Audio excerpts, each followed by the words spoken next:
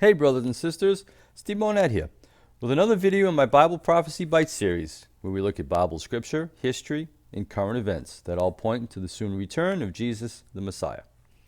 Okay, so for today's video, which is number 2, I want to talk briefly about the hook in the jaw that the Lord speaks of in Ezekiel 38 and 39. Now, for those of you that do follow Bible prophecy, you know what the hook in the jaw is. And it is the term that the Lord uses to describe some undescribed event that causes the armies of the world to come down against Israel, otherwise known as the War of Armageddon. Others refer to this day as one of a series of events that will occur during the time known as the Day of the Lord, where his fury will be unleashed onto the world. Now I, among pretty much every other student of Bible prophecy, have tried to guess at what this hook in the jaw could possibly be. And many of us, myself included, thought it would probably be related to the oil and gas reserves that Israel currently holds.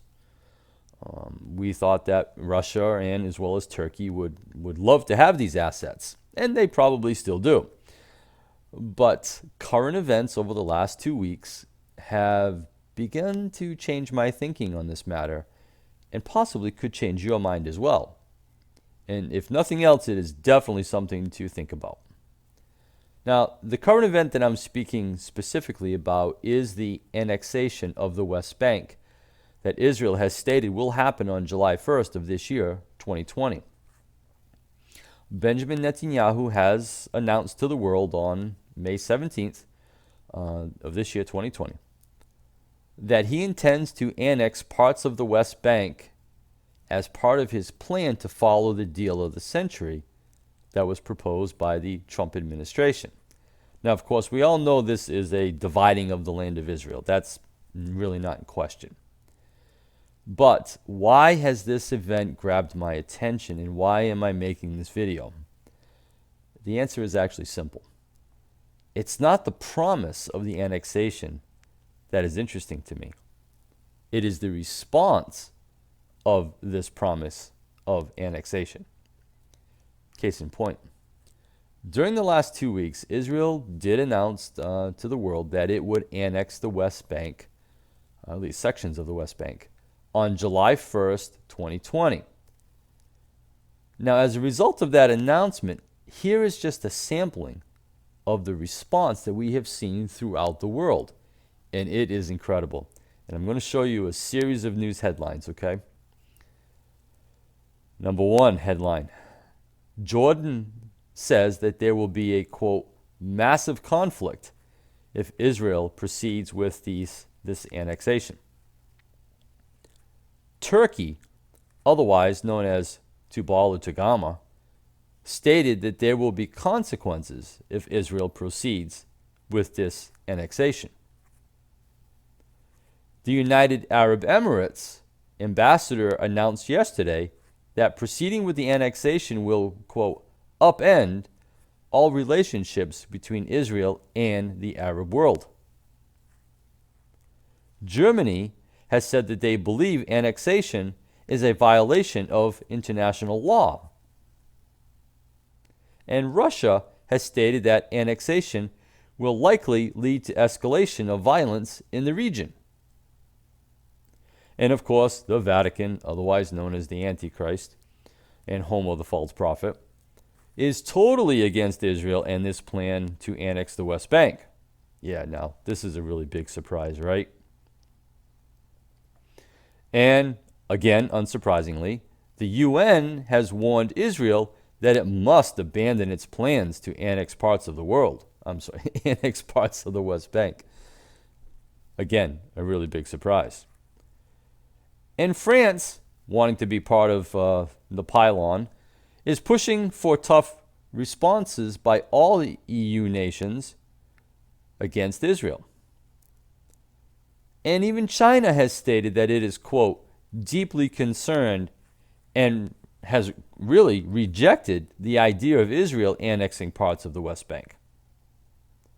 And now, the World Council of Churches, a group that supposedly represents 350 Christian churches throughout the world, recently stated that if Israel proceeds with annexation, the European Union, or the EU, should impose severe trade sanctions on Israel. So, brothers and sisters, as you can see, the world is absolutely united against Israel and Jerusalem. And just as the Lord predicted, Jerusalem has become a cup of trembling, just as he said in his word. So, as we watch world leaders fall all over themselves, attempting to hold that cup of trembling called Jerusalem and see who can be the first to come out against anything that Israel does, we also see the world trying to fight pestilences, famines, earthquakes, and locust swarms. And of course, here in the United States, we see basically it's falling apart, both economically as well as through the population, due to rioting and protesting and all kinds of other fun events. So yeah, brothers and sisters, ask yourself, could this possibly be the hook in the jaw that the Lord was talking about? To me, it certainly looks like that is a possibility. I would not be the guy that says, yes, it definitely is. But I find it very, very intriguing that the world has become united in extremely short order, along with everything else that's happening in the world. As I just stated a minute ago, we've got the pestilences, the famines, the earthquakes, the locust swarms, the rioting here in the U.S., the so-called racism, and the rush for everyone to fall all over themselves and apologize for being a racist. It's just total anarchy and chaos in the world today. And evil is prevailing. Sickness and heartache and misery is on a rampage. So yes, the world is falling apart. Interestingly, just as we see the hook in the jaw could possibly being set. You got to admit, the timing is absolutely perfect. So think about this. Love to hear your comments if you think this could possibly be the hook in the jaw. Let me know what you think. But in the meantime, keep looking up, for our redemption draws near. Thanks for watching.